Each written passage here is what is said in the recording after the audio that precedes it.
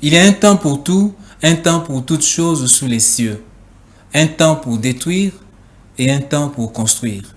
Un temps pour s'aimer et se servir et un temps pour aimer et servir son pays. Aimer et servir son pays, c'est placer toujours, avant tout et au-dessus de tout, l'intérêt de la patrie. Mais pour y arriver, il faut être un bon citoyen. Or, on n'est pas bon citoyen. Être un bon citoyen, c'est le résultat de l'adhésion aux valeurs et principes républicains qui s'apprennent. C'est cela le point de départ pour bâtir un pays plus beau qu'avant, pour bâtir un Congo plus beau que maintenant. Salut et bienvenue dans Club Kongomani Sika, le magazine qui nous apprend comment bâtir un pays plus beau qu'avant, comment bâtir un Congo plus beau que maintenant. Magazine oyo objectif na yango principal ezali ko contribuer pour nako produire to ko faire émerger ba bon citoyen. Pamba ete bangonde bazali na capacité ya ko bâtir un pays plus beau qu'avant ndenge toyembaka na hymne national na biso. Na programme lelo na première partie to koyamba monsieur Instino Kabamba oyo azali co-initiateur P président, il y a Organisation citoyenne Kongomani Sika, Kosi Asbel en sigle, Oyo Aelibiso, clip Oyo Toko Tala Yango, à travers lequel Toko débattre du thème l'appel du changement, mais aussi Toko ça la connaissance, il y a organisation qu'il représente sur ce plateau. Tosengi na ndeko oyo nyonso azali na makanisi ya malamu oyo azali na expertise autour ya ba thématique oyo tozali ko aborder na magazine oyo akoki contacter biso na ba coordonnées na biso na bas de l'écran pour toluka tosala programme sur ndenge nini tokoyamba ye awa na plateau na biso parce que émission oyo ezali émission na bino tosengi na bino Bobo Sanate ko aimer, ko s'abonner na page Facebook et na chaîne YouTube Kongomani Sika. Merci pour l'attention Nabino. On va marquer une petite pause et on revient tout juste après. De retour sur le plateau, to yambi bandeko nyonso obo yeko rejoindre biso kaka sika sika oyo tozali na magazine Club Kongomani Sika, le magazine qui nous apprend comment bâtir un pays plus beau qu'avant, comment bâtir un Congo plus beau qu'avant. Na kati na biso, tozali déjà na invité na biso oto annonsaki na introduction, Azana biso awa. Bonjour monsieur Instino Kabamba et merci d'avoir répondu à notre invitation. Bonjour monsieur Gilles, merci pour l'invitation. Merci, Tozana Sengo Mingi. Première question, toute simple. Pour la Nini Kongomani Sika. Merci Ndeko Gilles pour notre nayo. Avant tout, avant de rejoindre, de répondre plutôt à notre nayo, on a se présenter. Pombo Nangai ezali Instino Kabamba Chimungu. Nazali informaticien, donc analyste, développeur de logiciels, et puis nazali coach na domaine babengaka développement personnel. Na encadraka ba jeune ke ba miyeba ba découvrir ba talent na bango baza na clarté ya eloko bazoluka. Ti kombo eza ba problème nyonso ezali kaka manque ya clarté ya eloko tozoluka. Kongomani pona nini Kongomani ya sika? Parce que Kongomani Yakala a échoué. Kongomani ya kala a échoué na nini? A échoué na mission na ye ndenge uti kodoba ya ko bâtir un Congo plus beau qu'avant. Nde na kotala ba difficulté nyonso Kongomani ya kala zalaki na yango poke a concrétiser mission na ye nde bobotami ya Kongomani ya sika eye ezali format ya ko mema Congo ya sika pona makambo ya sika ya na mboka na biso. Donc c'est-à-dire tolobite que mutu soki a échoué ou bien Kongomani ya kala o a échoué totalement na makambo so saleza lokola na kelasi tozalaka na ba cours rebelle tokoki kozala na mathématiques tokoki kozala na français tokozala na ba cours rebelle tant tozosala la sommation ya ba cours wana nde tozotala moyenne soki moto azwi ou bien azwi te lokola Kongomani ya kala na moyenne na ye abimi na ba cote o ezali na C donc a échoué yango Kongomani ya sika ezawana sikoyo pona ko bâtir mboka ya sika. Donc ce qui moto azwi te ndenge toyebi biso nyonso balobaka que on ne change pas l'équipe qui gagne mais l'équipe qui perd on la change. Donc Kongomani ya kala il faut qu'on remplace. Il faut qu'on remplace Kongomani ya kala. Ça me rappelle si nani pensé à moto ya sage moko alobaki la meilleure façon de trouver des solutions aux problèmes qui sévissent dans nos sociétés, c'est de faire taire ceux qui les créent. Entendez par là, les remplacer. Voilà. Donc, et c'est qu'on remplacer Kongomani ya kala par Kongomani ya sika. Mais nini kozwa Kongomani wana ya sika. Pe soki tozwi Kongomani wana ya sika, eloko nini kosala pona ko ye atome na ba erreur ya Kongomani ya kalate. Nango tozali kanamigi te tokoye baba défaut oyo ya Kongomani ya kala pour que Kongomani ya sika akoya na piège wana te azala différent. Alors avant de continuer, tokosenga na régie a balancer biso clip et biso en exclusivité au titre nango ezali le changement appelle le changement. Comme ça, juste après, toko poursuivre ba échange na biso. Régie.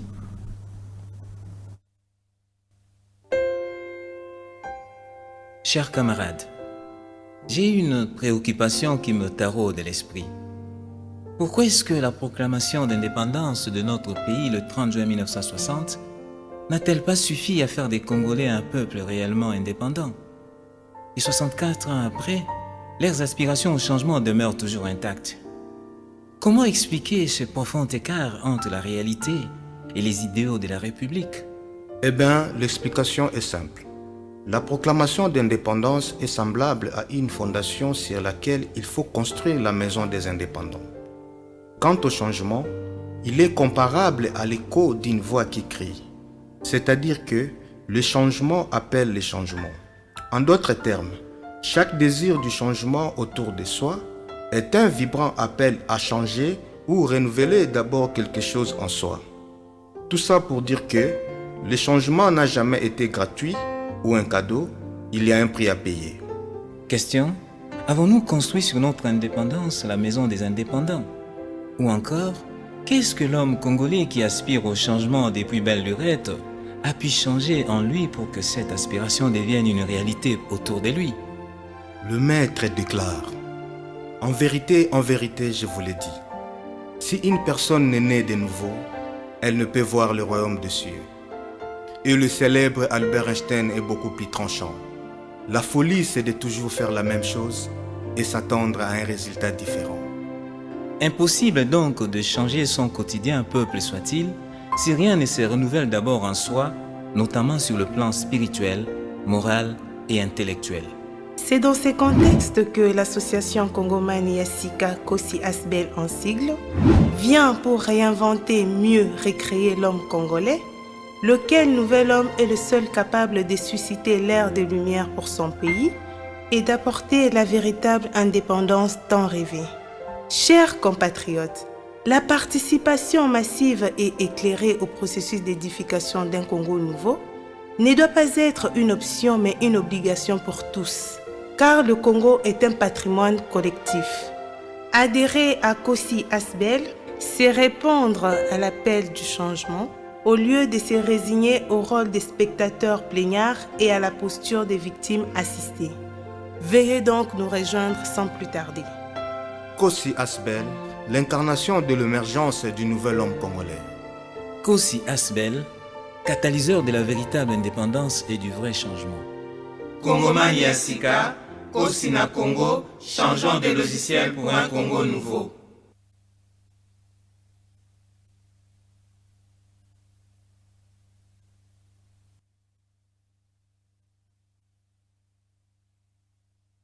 Waouh, waouh, waouh, quel beau message, quel beau message.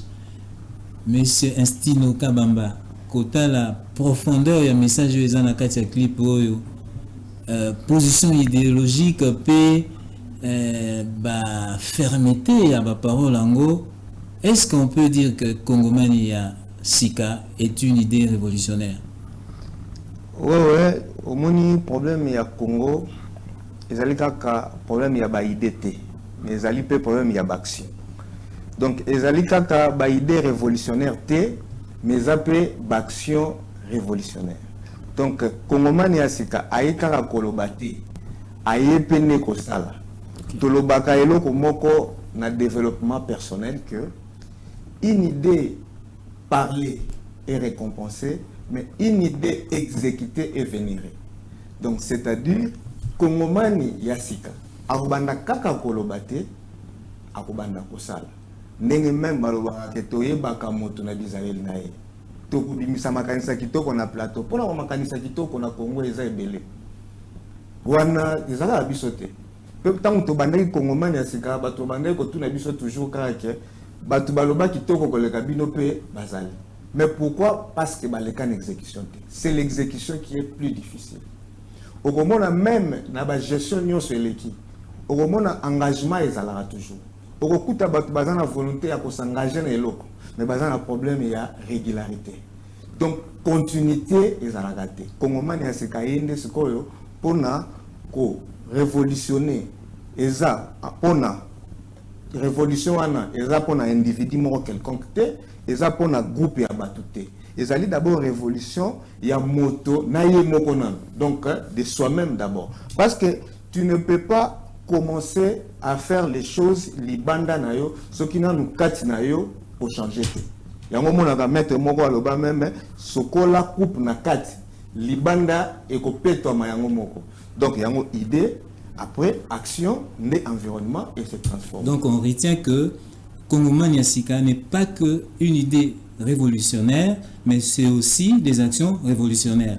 Ouais. Et que révolution ana ezali contre un individu ou contre un groupe d'individus, mais ezali rupture avec soi-même, voilà. Ou rupture avec un ancien soi-même qui bloque l'homme vers son évolution ou qui constitue un obstacle na marche en boka vers nzela progrès. Voilà. C'est ce que vous voulez nous dire. En fait, en quelque sorte, comme je suis quand même un coach en développement personnel, vous m'empêchez pas d'avoir un exemple parce que y a un monde peut te le rappeler moto. Dans développement personnel, tu as un miroir de responsabilité. Donc moto nyonso, Kongomani nyonso ya Sika amitali parce que tu as biso mon côté, tu as toute une équipe comme naza co-initiateur, donc tu as qui lisanga na bandeko to mitalaki na miroir to mibengi na kombo esengelaki to benga to mibenga te awa toza sérieux te awa toza moins bon awa toza boye ndenge nini tokoki kosala pour que to changer ba idée ezali ba action ezali. Donc lokola tozalaki déjà face ya miroir ya responsabilité na biso nde e permetaki biso lelo Kongomani ya Sika e banda pona développement ou bien ko bâtir un Congo plus beau qu'avant. Donc la meilleure façon de faire la révolution extérieure, c'est de la commencer en soi-même. Ça c'est la loi Okoki Koboya Yango Te Atosali. Exemple, tu ne peux pas imaginer quelque chose où ils ont un domaine et connaissance na yote. Donc jamais ceux qui n'ont pas 4 étages on penser un jour qu'on a 4 étages, jamais. Ce qui va s'aller à l'avion, c'est que va mon arandeki. Ne pesi mutu, makanisi à l'avion. Ce qui va s'aller à Kiti, c'est que va mon akinzete quelque part et pesi mutu. Donc, il faut qu'on ait un lobby va bota maka citoyenneté, mais ba yekolaka. Il faut que côté sayango na domaine ya connaissance ya peuple. Quand on continue dans le domaine de la connaissance, on a une mémoire ya mutu, nde mutu akoya ko puiser à travers l'imagination naie pour saler la siko malam. Vous on a vraiment passé tout ça dans mon makasi. OK, mais sika oyo touti kota la clip le changement appelle le changement. Tozo kota siko peza na mama na likambo. Parce que yango nde mama na likambo evandisi biso apo thème ya émission na biso ya lelo ezali l'appel du changement. Alors et là qu'on y peut-être retenir na message oyo ils ont véhiculé na clip voilà. En d'autres termes, quel est le message essentiel il y a na kati ya clip voilà. Message essentiel na kati ya clip oyo ezali une forme ya liano ya motuna ba congolais bazali komituna mingi. Mboka na biso pourquoi ba problème ici la kate? Les amis, tout ce qu'on bimina nzela. Pourquoi le problème est la gâteau? Mboka na biso, pourquoi tu changer ba makambu ezo simba kakate? Or, tu as résoudre des problèmes likolo. Pourquoi ba ben na biso pays où tu as nyonso, mais tu as pe nyonso? Nous avons tout et nous manquons de tout en même temps. En même temps. C'est un paradoxe. Vraiment, c'est compliqué. Donc, mboka où ils ont nyonso. Et puis même Mogango, ils ont un peu. Voilà. Donc c'est ce qu'on va dire aux hommes tout normal. Moi comprendre dans les actes. Alors il faut que tous les 4 dimensions yango wana kongomani asikeye parce que question wana ezako se poser à tous les niveaux. Moutonyo ça se poser question wana question eleki tolobi il faut maintenant agir. Agir ezali verbe d'action.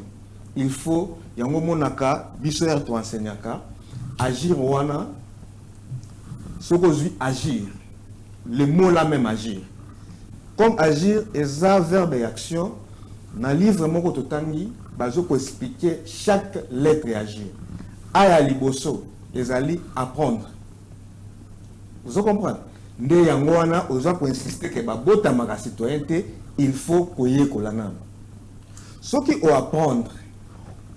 Pour apprendre des gens à 2 dimensions, il faut désapprendre. D'abord, il faut, il y a un moni même, ce qui va te balandi vidéo bien, Nasuka, slogan na biso tolobaka, changeons de logiciel pour un Congo nouveau. Donc, il faut désapprendre d'abord, et puis, on va apprendre pour ma caméra malonga et pour vendre. Ce qui va apprendre, nous devons réfléchir comment on peut gagner. Tu vois? Tout ça, on fait, c'est pour que nous ça s'est retrouvé. Congo soit stable, tout le monde va gagner dans son coin. Donc, c'est-à-dire, nous devons apprendre. Les jeux là, si on apprend bien, on va gagner.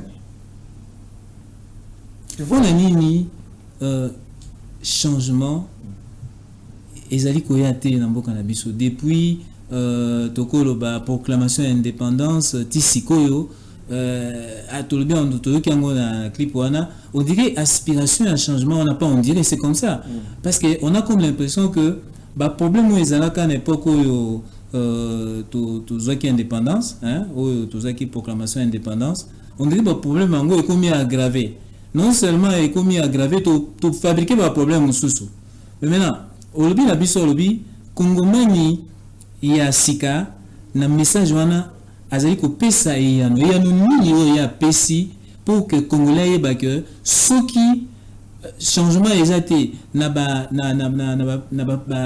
problème ya vie na ye depuis tout ce temps ezali pona likambo songolo topaka. Mais c'est simple, c'est déjà étant balobaka association nyonso bayebaka yango na devise na yango. Soko tamboli même mboka pour mon vision ya mboka ezaka na devise na yango. Association nyonso autant na devise na yango. Et yano ya monene o ezali na question wana. Eza na kata devise na biso. Eza simple spiritualité. Donc c'est le plan spirituel, moral et intellectuel. Donc on a un problème, c'est là on a échoué. Kongomani Akala, il n'a pas travaillé suffisamment sur le plan spirituel.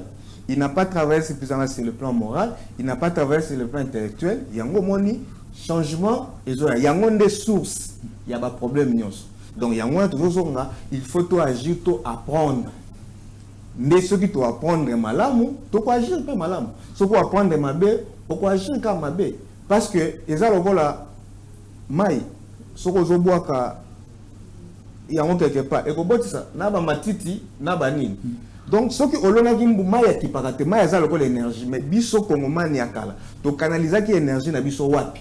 Tu canaliser énergie na biso bisika ya mabé mingi. Yango mona mabende zobota ma mingi ke bolam. Ce qui a te déplacer énergie, te canaliser sera malam. Malam robota. C'est la loi de la nature, ce sont des lois qu'on doit respecter. Tout est loi et principe. Tout est loi et principe. Ceux qui ne comprennent malam aux olinga ko faire comprendre biso que ceux qui Congomani akala a échoué na mission na ya ko bâtir un Congo plus beau qu'avant, c'est parce que à koki ko répondre na appel à changement. Oui.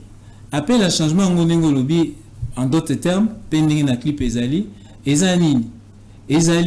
ba exigence d'ordre spirituel, moral et intellectuel.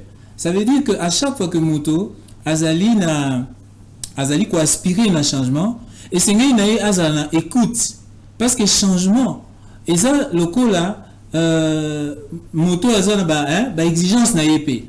Tant que vous avez changement pas que vous ndeko songolo to pakala, mboka songolo to pakala, olingi changement. Yo kanga ipe posa nanga ezali boy. Ça veut dire avant yo changement, c'est ngolo répondre na ba attente à changement. Ba attente ngo ngolobi ezali na 3 dimensions. C'est-à-dire que il faut répondre na ba exigence spirituelle, morale et intellectuelle à changement. Ceux qui sont limités ou bien ceux qui osana pour faire preuve de fausse spiritualité. Il y a immoralité ou bien intelligence nayo ils ont la déficience ata besoin indépendance ata bo changer système politique bo lungi na dictature bo koti na o ba benga ka démocratie ata bo changer ba animateur ata bo changer ba constitution ata bo sayi ba ata bo voter ba loi ndenge na ndenge parce que il y a des fausses spiritualités, il y a l'immoralité, il y a une déficience intellectuelle. Changement et causalité. C'est à ce niveau-là que l'homme congolais a échoué. A échoué vraiment parce que ce qu'on dit audio bien, c'est vraiment Albert Einstein à l'Oba. La folie, c'est de toujours faire la même chose et s'attendre à un résultat différent. Voilà. Donc, ceux qui obéissent kosala makambo autrement, au banda kozwa kaka mbano nengo banda kozwa liboso. Yango kongomani ya sekalobi te. Spiritualité, moralité na partie intellectuelle ya moto nde yango ezali clé. So yi moto la spiritualité ya mabe, spiritualité otozolo bela awa ezali vraiment religion te. Voilà. On a faut batu bala na malamu ezali te moto alati basinga ebele to azolo parla langue te. Spiritualité ezali moto azala na harmonie na 3 plans na ye. Sur le plan na esprit na ye, na âme pe na corps na ye. Harmonie wana kozana onde ko banda kozwa ba inspiration et pas mokeli na ye. Mais pour na koyeba que inspiration ezouta vraiment pas créateur. To panzambe nde batu musu ba bengaka, eza na 3 dimensions. C'est-à-dire que toza na penser à moto. Parce que Jamba communique à travers makambo ebela communique à partir ya makanisi. Or makanisi na yo, ce que zo mema esengote. Yebara ke ezouta na source mususu keza ya nzambe. Soki agissement na yo, ezo mema bolingote. Yebara ke ezouta na source mususu à part que nzambe. Et ce qui peut maloba na yo, eza na vérité te. Yebara ke ezouta na source mususu que euti pa nzambe. Donc, ce qui oza na joie te, oza na amour te, oza na vérité te. Comment est-ce qu'on peut changer maka? Parce que ce qui otangi, ata oki oza informaticien munene. Mais ce qui oza na makanisa malamu te. Yango omo na science téléphone lelo ezo memela biso ezo pesa biso ezo faciliter biso to benga mais côté kuna ezo arme nucléaire parce que ezo mema esengote soki bolingo ezate ata otangi okotika ko mema bolingo te et puis ce qu'on a la vérité te okokeka la confusion dans l'environnement non parce que vérité ne tchaka pe alors spiritualité obso tozolo ba yangwana donc kongomani ya sika o tozolinga to réinventer to créer il faut à respecter ba condition wana ya spiritualité. Mais spiritualité, même dans l'église. Pourquoi tout le monde que bato ebele oyo nyonso bazodirige basambelaka. Mais est-ce que makanisi na bango ememelaka bato bazodirige esengo? Point d'interrogation. Est-ce que l'agissement là bango eza vraiment l'agissement ya bolingo? Point d'interrogation.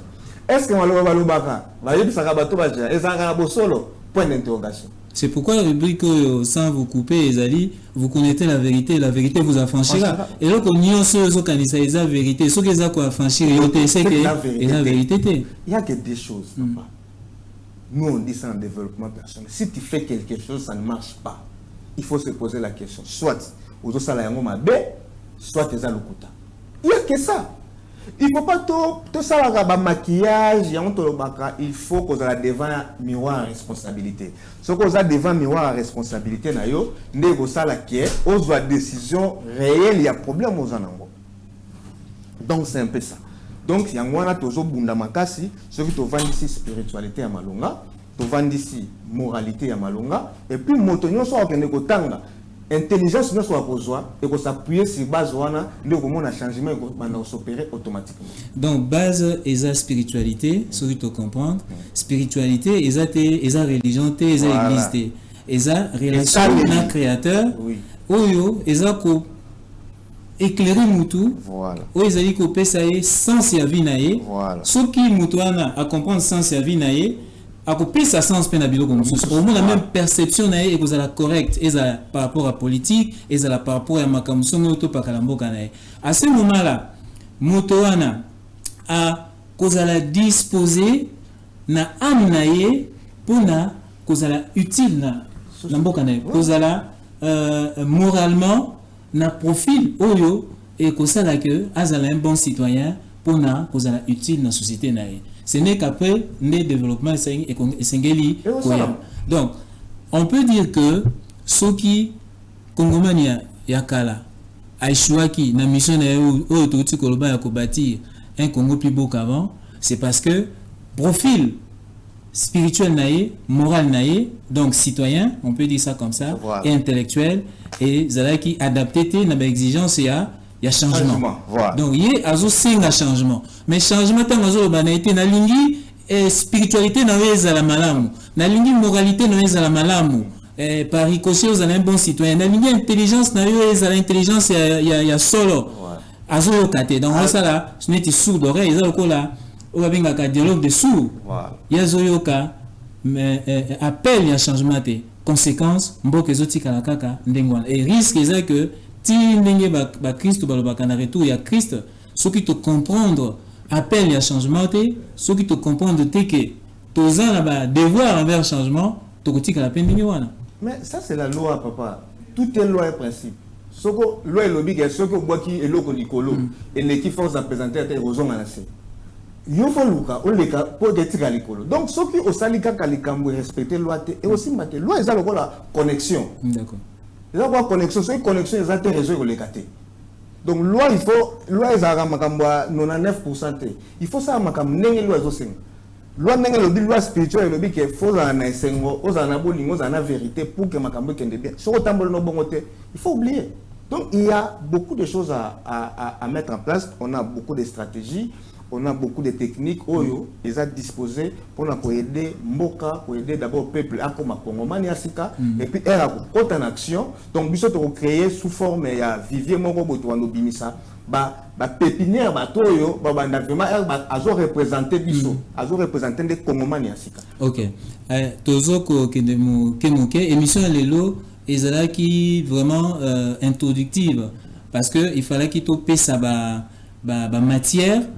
Pour un débat mineur prochainement Mbappé Batomaël Mingi pour approfondir le sujet. Donc on retient que Nani Kongomani Yakalatolobi a échoué parce que profil naïe spirituel, moral, intellectuel, ils ont été adaptés à l'exigence à changement. Nicolobake Kongomani Asika y a répondre à Zali Moto a répondre à profil voilà. Ce qui fait de lui comment un bon citoyen. Parce que lorsque spiritualité n'a pas mal, moralité n'a pas mal, on allait alors préparer pour nous servir mboka na yo. Et on a besoin des bons citoyens bateau bazali préparer pour nous servir mboka na bango. Alors naïbité par là, alors, l'objectif, il y a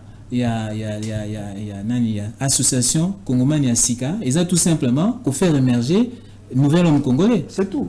Tout simplement ça. C'est ça même l'objectif, donc oui. Au niveau Ebakiango, donc c'est vraiment ça. Faire émerger nouvel homme congolais, au Akozala, préparé dans 3 dimensions pour servir Mbokanaye, pour bâtir un Congo plus beau qu'avant. En dehors de ça, il n'y a pas d'autre solution. Ça, c'est la base de tout. La base de tout. D'accord. Alors, est-ce que Oza na liloba moko ya koloba pour toujours que ne muke to chuter pour que tout retenir ce qu'on peut retenir dans tout ce qui vient d'être dit ici? Tout ce que je vais demander na Banamboka, ba Congolais nyonso, boya to bengibino boya ko rejoindre biso. Soki ba nyonso ba ko adhérer na kati ya vision oyo ekozala eloko moko ya décevante. Donc ko bengisa biso nyonso pour que to mema mboka na biso na vrai changement. To ko expliquer bino ba exigence oyo zo senga pour que to atteindre des changements. Tout changement a un prix. Nous devons gagner les droits ya changement. On ne peut pas rester longtemps, toza ko se plaindre, Congomani ya sika ezolongola yo na état d'esprit ya ba plaignant, ezo memayo ou bien plaignant ou bien victime, ezo memayo na état d'esprit d'éveil. Donc état d'esprit d'éveil, c'est état d'esprit à baguerrier, yango moni même en sigle tozo bengango kosi. Kosi azali lion, lion azali roi. Peuple azali roi, il faut reconnaître état d'esprit wana ya ba roi pour que agissement na yo ezala pe agissement ya ba roi, ezala agissement ya ba commandeur te, ya ba plaignant te, ya ba victime te. Boya ebele, bo contacter biso na ba plateforme ono sotopesi afin que tu atteignes l'objectif, il y a émergence, il y a nouvel homme congolais. Oui, ko pesa tamwa klende na ba ndeko Congomani ya sika o ya libanda ya mboka. OK, ba Congomani ya sika oyo bazali libanda ya mboka, tozana ba Congomani na France, o na ko pesa mbote na Valdano wa Saoula, tozali na Congomani mususu bazali na Londres, o tozali ko pesa pe mbote ezali ndeko Giscard Lubamba. Donc ba mususu ba Congo Ekoya baza ebele mais to pesi moi quelques représentants wana. En tout cas merci, Congomani zo continuer vraiment musala nango awa. Clin d'œil pe na couple Papa Noël na Maman Hélène na Suisse oyo ba lingi Congomani ya sika mingi pe bazali vraiment engagé pour na ko soutenir biso. Bandeko to zali ko kende na suka ya émission na biso ya lelo. Tokokota na kolakisa bino reportage. Tokolakisa bino reportage ya sortie citoyenne ya Congomani ya sika oyo esalemaki na Nsele toujours na Kinshasa pour na bomona ke ndenge tolobaki Congomani ya sika ezaka ba idée te ezali pe ba action ya terrain. Tosengi na régie a balancer biso quelques images ya événement wana bongo tokozonga na sima poto clôturer émission na biso.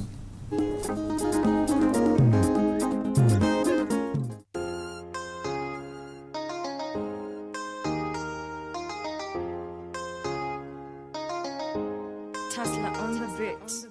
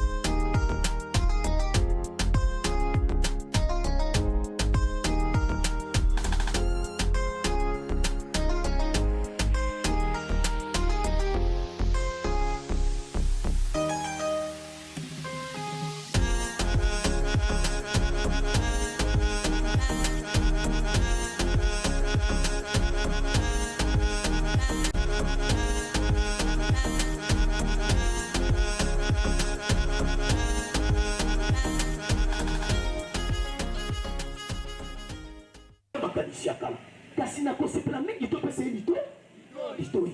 Oh, mais j'en ai un peu de monde. Keba, généralement, les fous. Yo mo tali boso so ki makabo yende ni.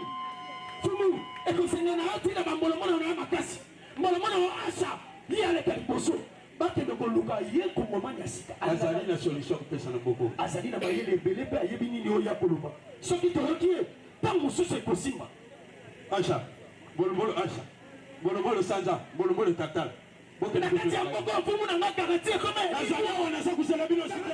Bana na ya wana mona ya. Kati ya dimo.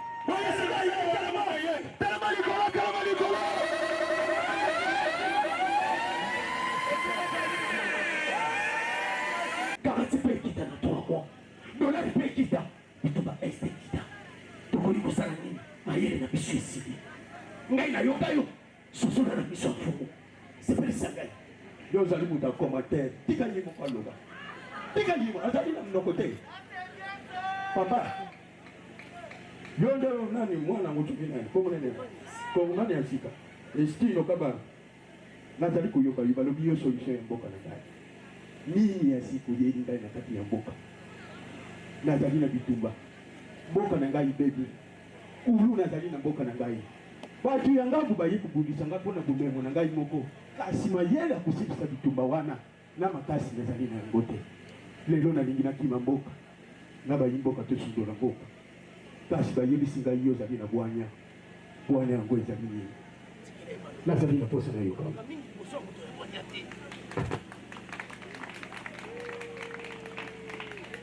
Fumu na ngai ngai fumu na ngai estilo kabamba fumu na ngai ngai yo nazali kulu nabengi yo mbala misato fumu. Est-ce que batu bazala suka bazali koyoka ngai? oza koyoka azali jasima yesi pe azali na suka mpona azoloka yo fumu azali jasima yesi fumu yo ozali moto ya mayele balobaka bokonzi nyonso eutaka ya nzambe eza boye te eza bongo papa ezali ndenge wana nzambe ntango azali kokela mokili na ye akeli ba espèce ya ebele akeli banyama akeli bandeke akeli pe bato mais na chaque espèce na ye nzambe apesa moto na moto eloko na eloko pouvoir. Soki ozwi lion oyo azali na zamba pouvoir na ye nzambe apesa ye na koganga ntango lion agangaka banyama nyonso bakimaka te.